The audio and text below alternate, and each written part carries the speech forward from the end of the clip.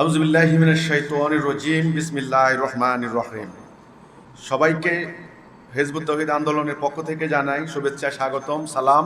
আসসালামু আলাইকুম ওয়া রাহমাতুল্লাহি ওয়া বারাকাতুহু।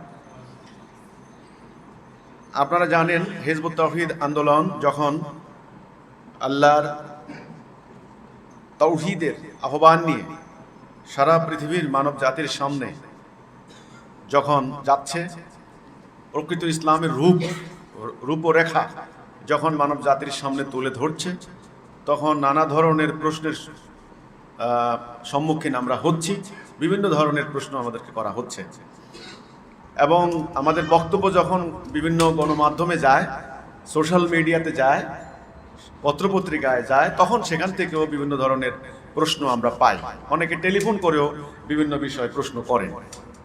তা আমি আজকে এমন কয়েকটি প্রশ্নের উত্তর আপনাদেরকে দেব। যেমন আমাদের ফেসবুকে আমাকে ইনবক্সে একজন প্রশ্ন করেছেন, আপনাদের সাথে আমাদের ভিন্নতা আকীদাগত, মাসআলাগত ইখতিলাফ, যদিও মানে তিনি বোঝানোর চেষ্টা করেছেন যে আপনাদের সাথে আমাদের ভিন্নতা আকীদাগত, মাসআলাগত ইখতিলাফ যদিও অ্যাভয়েড করা যায়, কিন্তু আকীদাগত ইখতিলাফের ক্ষেত্রে আমাদের অবশ্যই কোরআন এবং সুন্নাহর উপর পুরোপুরি নির্ভরশীল হতে হবে। আর কোরআন এবং সুন্নাহ বুঝতে হবে কিভাবে সাহাবায়ে-গণ, তাবেঈগণ, আগের আলেমগণ বুঝেছেন, সেইভাবে কিন্তু কোরআন বুঝতে হবে।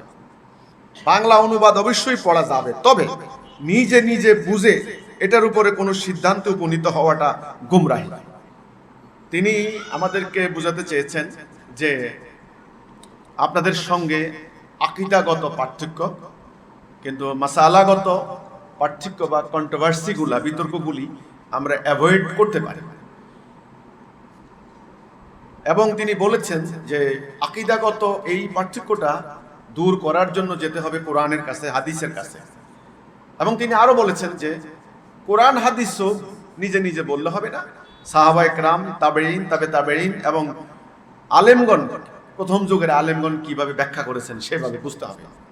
ওই কোরআনের একটা অনুবাদ পড়েই একটা সিদ্ধান্তে নেওয়া, সিদ্ধান্তে আসা নিজে নিজে, এটা একটা গুমরাহি। তো তিনি বুঝাতে চাইছেন যে আমরা বোধহয় হিজবুত তাওহীদ নিজেরা বাংলা বাজারে কোরআন শরীফ পাওয়া যায়, সেই কোরআন শরীফ পড়ে আমরা নিজেরা একটা সিদ্ধান্ত নিয়ে নিলাম। জনাব ইমন খানকে আমি উত্তর দেব, মুমিনদের আকীদাগত পার্থক্য থাকলে চলবে না। পুরো জাতি হতে হবে একটা সিদ্ধান্তের উপর। আকীদাগত, ধারণাগত, ইসলামের তিনটি পরিভাষা, আকীদা, ঈমান, আমল। সকল হক্কানি আলেমরা একমত ছিলেন আকীদা ভুল হলে ঈমান ভুল হবে, ঈমানের কোনো মূল্য নাই। ঈমান না থাকলে আমলের কোনো মূল্য নাই। তাইলে আকীদা ভুল হলে ঈমানের কোনো মূল্য নাই। আকীদা মহা গুরুত্বপূর্ণ জিনিস। সেই আকীদা কি? বর্তমানে আকীদা আর ঈমানকে এক করে দেখা হয়, একই রকম। আকীদা মানে বিশ্বাস, ঈমান মানেও বিশ্বাস। এটা হতে পারে না, দুটার মানে একই রকম, এটা হতে পারে না। ঈমান মানে বিশ্বাস। কিসের উপরে বিশ্বাস? আল্লাহ, রাসূল, মালায়েক, কিতাব সমূহ, রাসূলগণের উপরে, হাসরের, কিয়ামতের, জান্নাতের, জাহান্নামের, আল্লাহর কিতাবে বর্ণিত আমল সমূহের, ইসলামের হুকুম, আহকাম ইত্যাদির উপরে ঈমান। তাহলে আকীদা কি? তো আকীদাও যদি বিশ্বাস হয়, একটা না থাকলে আরেকটার মূল্যহীন হতে পারে না। একটা শর্ত আরেকটা হতে পারে না। তাহলে ঈমানের পূর্ব শর্তটাই হচ্ছে আকীদা। সেই আকীদা শব্দটা এসেছে আপনারা জানেন আক থেকে। আক শব্দের অর্থ হচ্ছে গিট্টু। সাধারণত একটা ছেলে একটা মেয়েকে বিয়ে করানোর সময় ওখানে শব্দটা ব্যবহৃত হয় আক। এই আক মানে হলো গিট্টু, গিট দেওয়া। ইংরেজিতে বলে নট, KNOT, নট। একজন নারী একজন পুরুষকে যখন গ্রন্থিবদ্ধ করা হয়, ঐক্যবদ্ধ করা হয় আল্লাহ রসুলের নাম নিয়ে নির্দিষ্ট শর্ত পূরণ সাপেক্ষে, তখন এটা একটা চুক্তি, এটা একটা কন্ট্রাক্ট। এই আক্ট একটা পবিত্র বন্ধন। এই অঙ্গীকার করা হয় যতদিন পর্যন্ত তারা ঐক্যবদ্ধ থাকবেন, তারা ঐক্য রক্ষা করে চলবেন।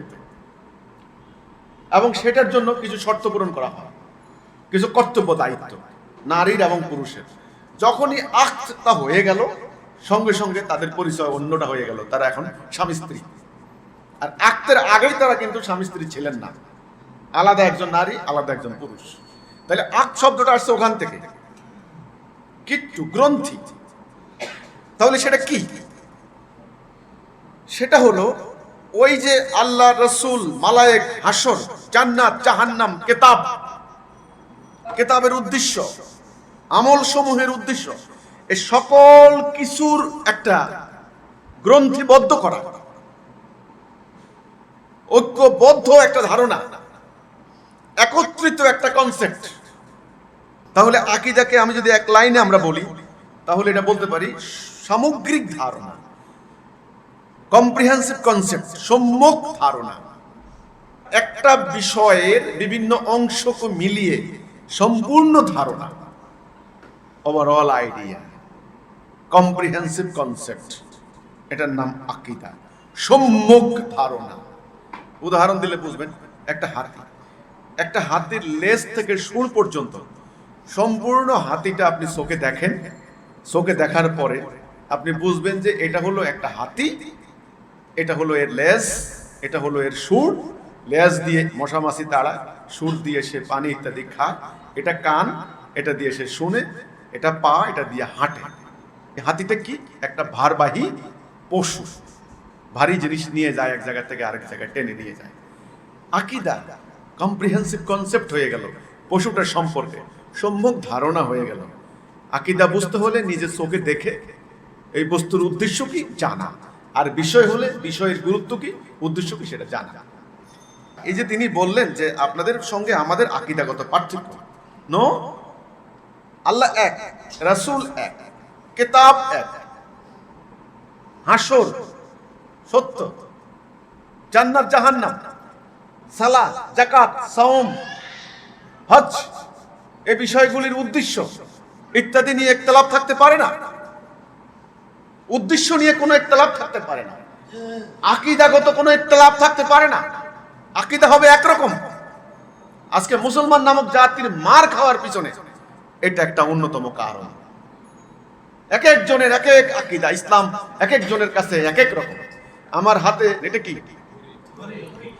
ঘড়ি। এটার কাজটা কি? এটার লক্ষ্যটা কি? এটার পারপাসটা কি? এটার উদ্দেশ্যটা কি? সময় দেওয়া। আপনি একজন জাপানিকে প্রশ্ন করেন, তিনি কি বলবেন? সময় দেয়। একজন জার্মানিকে প্রশ্ন করেন, একজন ইংরেজকে প্রশ্ন করেন, একজন বাঙালিকে প্রশ্ন করেন, একজন আরবকে প্রশ্ন করেন, একজন নারীকে, পুরুষকে, সবাই বলবে, পৃথিবীর যেই প্রান্তে যান একটা কথা বলবে যে এটা ঘড়ি, এটা তৈরি করা হয়েছে সময় দেওয়ার জন্য। এই বস্তু সম্পর্কে আকীদাগত কোনো পার্থক্য আছে? একই রকম উত্তর, কেবলমাত্র একটা উত্তর পাবে না। আমরা ইসলাম শিখেছি কার কাছ থেকে?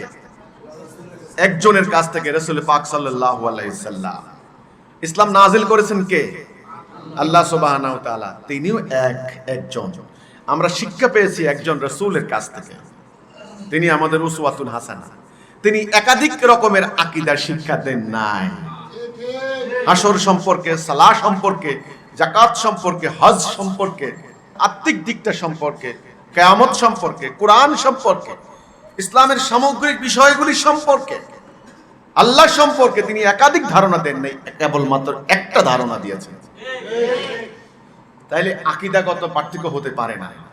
আজকে মুসলিম উম্মার এই অনৈক্যের, এই হানাহানির, এই মারামারির, এই রক্তপাত, এই যুদ্ধ, অন্য জাতির গোলাম হওয়ার পিছনে এই অন্যতম কারণ হচ্ছে এই আকীদাগত পার্থক্য। উত্তর থেকে দক্ষিণ, পূর্ব থেকে পশ্চিম 160 কোটি মুসলমান জিজ্ঞাসা করেন এটার উদ্দেশ্য কি, এক একজনের এক এক উত্তর দিবে। যেমন সালাহ, আপনি মুসল্লিদেরকে জিজ্ঞাসা করেন, মসজিদ থেকে বেরিয়েছে, আপনি জিজ্ঞাসা করেন যে ভাই নামাজ তো পড়ে বের হলেন, নামাজটা কি, নামাজটা কেন পড়ছেন? বলবে আল্লাহ বলেছেন এই জন্য। একজনে বলবে সওয়াব হবে এই জন্য, একজনে বলবে জান্নাত, নামাজ বেহেশতের চাবি এই জন্য, নামাজ পড়লে জান্নাত যাব এই জন্য, একজনে বলবে নামাজ পড়লে মনটা ভালো লাগে, শান্তি লাগে এই জন্য। ম্যাক্সিমাম বলবেন আল্লাহ বলেছেন এই জন্য, ম্যাক্সিমাম অনেকেই বলবেন যে সওয়াব হবে এই জন্য। আবার কি জন্য? আবার আল্লাহ বলছেন, বল বাস হয়ে গেছে। আজ থেকে 1400 বছর আগে আল্লাহ রসুল যে জাতিটি তৈরি করলেন, সে জাতির প্রত্যেকটা লোককে প্রশ্ন করেন দিন সম্পর্কে, কেবলমাত্র একটি মাত্র উত্তর পাওয়া যাবে। এখন 160 কোটিকে প্রশ্ন করেন, অন্তত 10 কোটি রকমের উত্তর মিলবে। তাইলে ইনি যে বললেন আপনাদের সঙ্গে আকীদাগত পার্থক্য, কিসের পার্থক্য? আল্লাহ একজন, আপনারা বিশ্বাস করেন, আমরা বিশ্বাস করি। শেষ নবী আর আসবেন না, রসুল আর আসবেন না, আপনারা বিশ্বাস করেন, আমরা বিশ্বাস করি।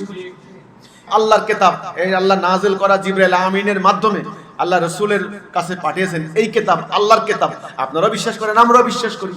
এটা মানুষের রচিত কিতাব নয়, আমরা নাস্তিকদের মতো কথা বলবো না। এবং এই কিতাব এই পর্যন্ত একটা অক্ষর, একটা বর্ণ, একটা শব্দ কেউ পরিবর্তন করতে পারে নাই। এটা আপনারাও বিশ্বাস করেন, আমরাও বিশ্বাস করি। এবং আমাদের এই জীবনের পরে একটা জীবন আছে, পরকাল, আপনারাও বিশ্বাস করেন, আমরাও বিশ্বাস করি। পরকালে এই জীবনে আল্লাহর হুকুম মানলে আপনি জান্নাত যাবেন, আপনার হুকুম অমান্য করলে আপনি জাহান্নাম যাবেন, আপনিও বিশ্বাস করেন, আমি বিশ্বাস করি। জান্নাতেরও একাধিক স্তর আছে, বহু স্তর, জাহান্নামেরও বহু স্তর আছে, আপনিও বিশ্বাস করেন, আমিও বিশ্বাস করি।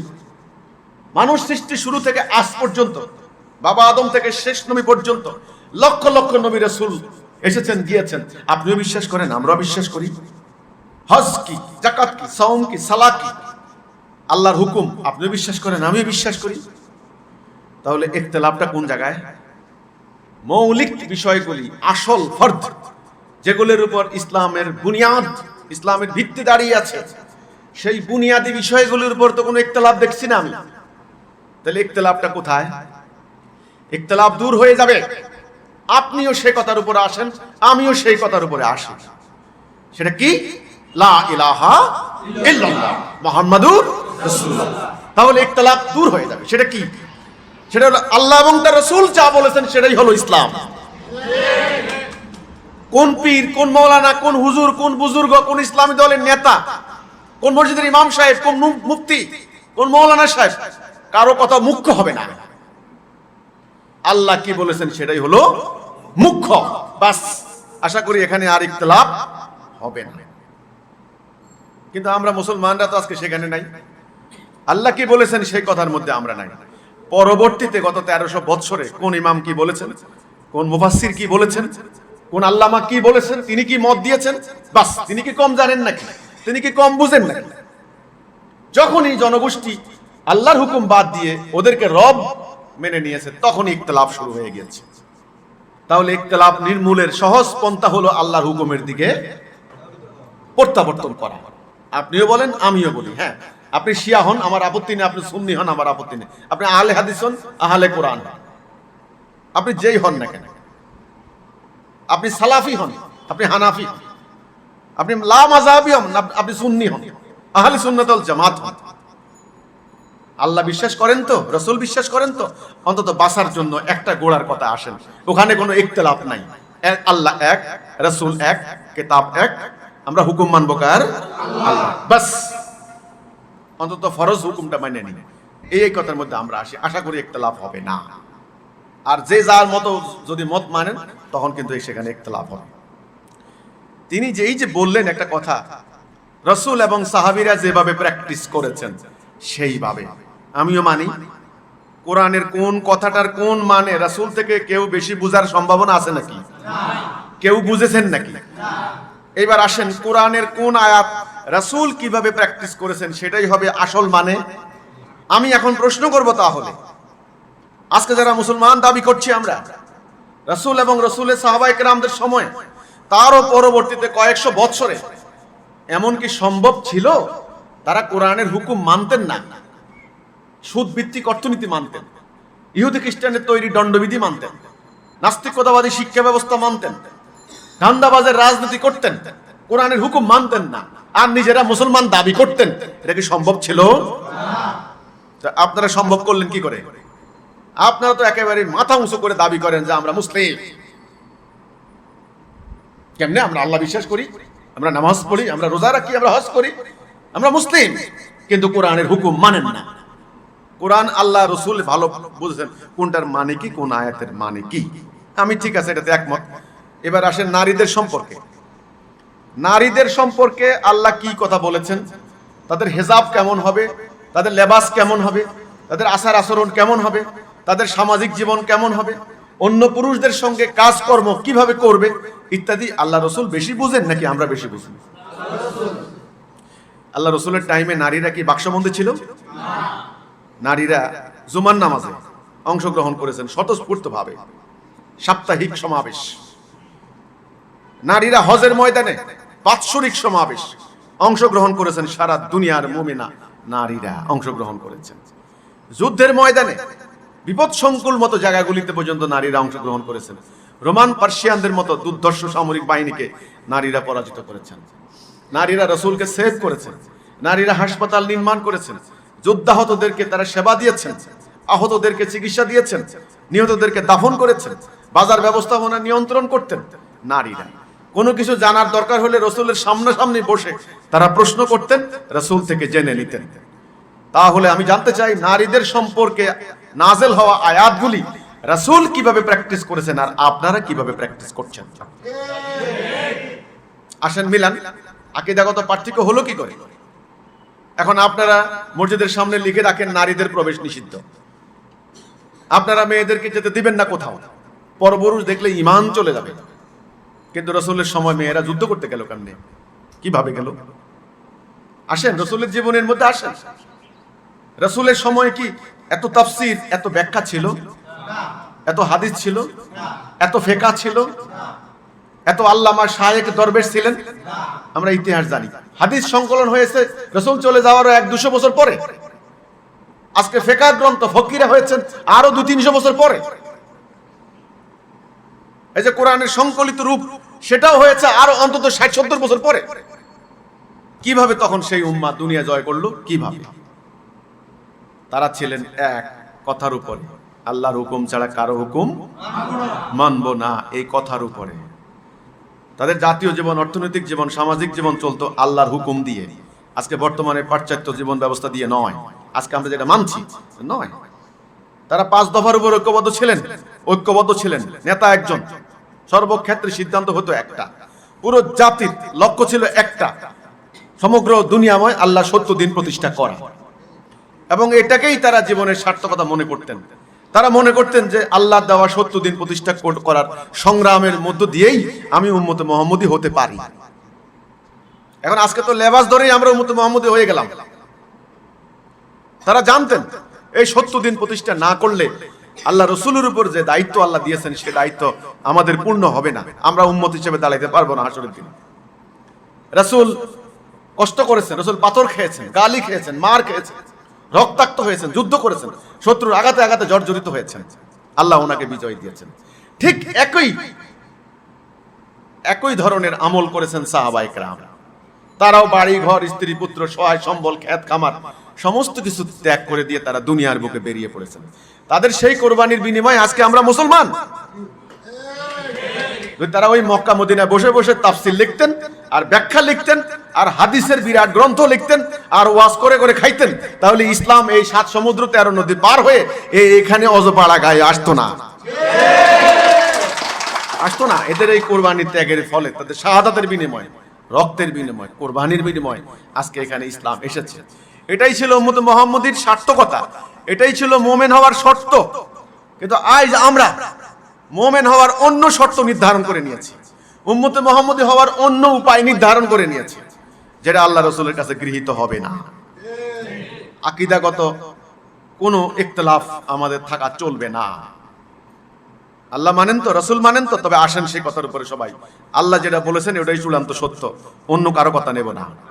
বাস, পবিত্র কোরআনে দাড়ি সম্পর্কে কোনো কথা নাই, আপনারা দাড়ি নিয়ে বাড়াবাড়ি শুরু করলেন, তাহলে ইখতিলাফ হবে না তো কি হবে? পবিত্র কোরআনে আল্লাহ বললেন, কাতিলুহুম হাত্তা লা তাকুনা ফিতনাতু ইয়াকুনুদ দীনু কুল্লুহু লিল্লাহ, তোমরা সংগ্রাম করো ততক্ষণ পর্যন্ত যতক্ষণ না আল্লাহ 70 দিন প্রতিষ্ঠা না হয় এবং ফিতনা নির্মূল হয়ে আল্লাহ দ্বীন পূর্ণরূপে প্রতিষ্ঠা না হয়, কায়েম না হয়। সেখানে আপনারা বললেন কি না, দ্বীন প্রতিষ্ঠার কাজ রাসূল করে দিয়ে গেছেন, এখন আর আমাদের দ্বীন প্রতিষ্ঠা নাই। আল্লাহ কোরআনে বললেন না, আকিমুদ্দীন, দ্বীন প্রতিষ্ঠা করো, মতভেদ করো না।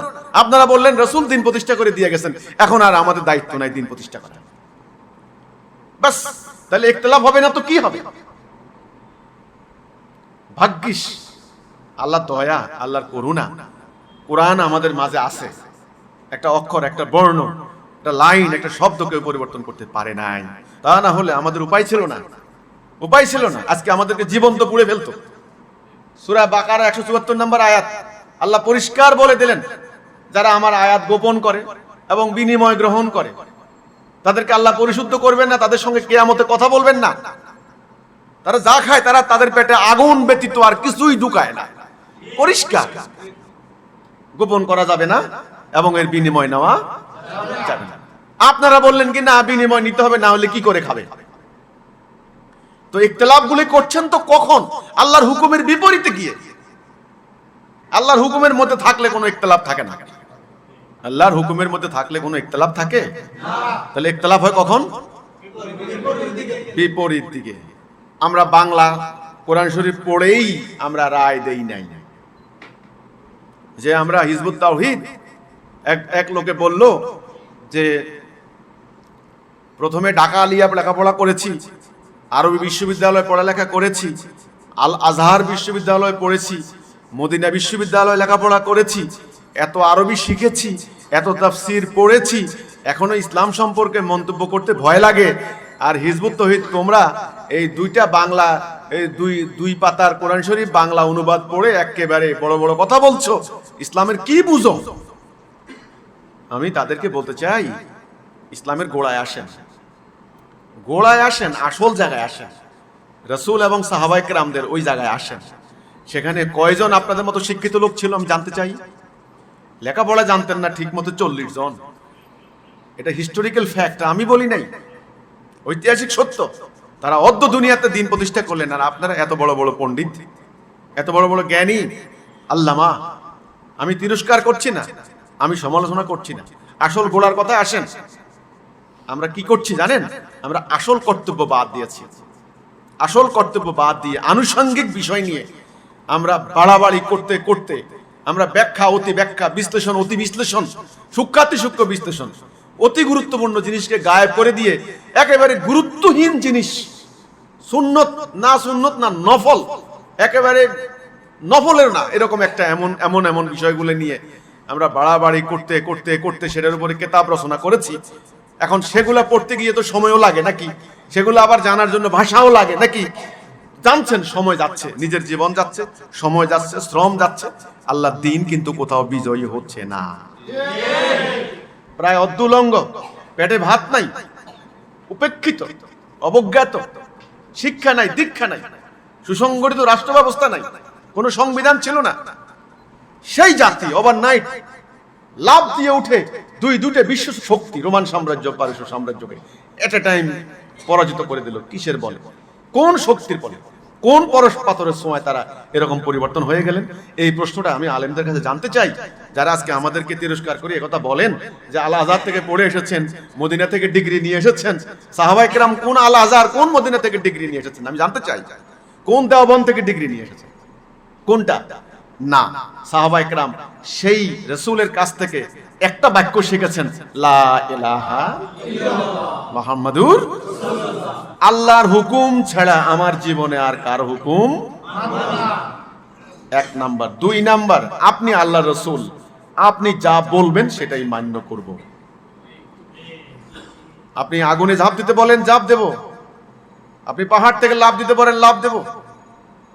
আপনি বারকুল গিমাত পর্যন্ত চলে যেতে বলেন, সেখানে চলে যাব।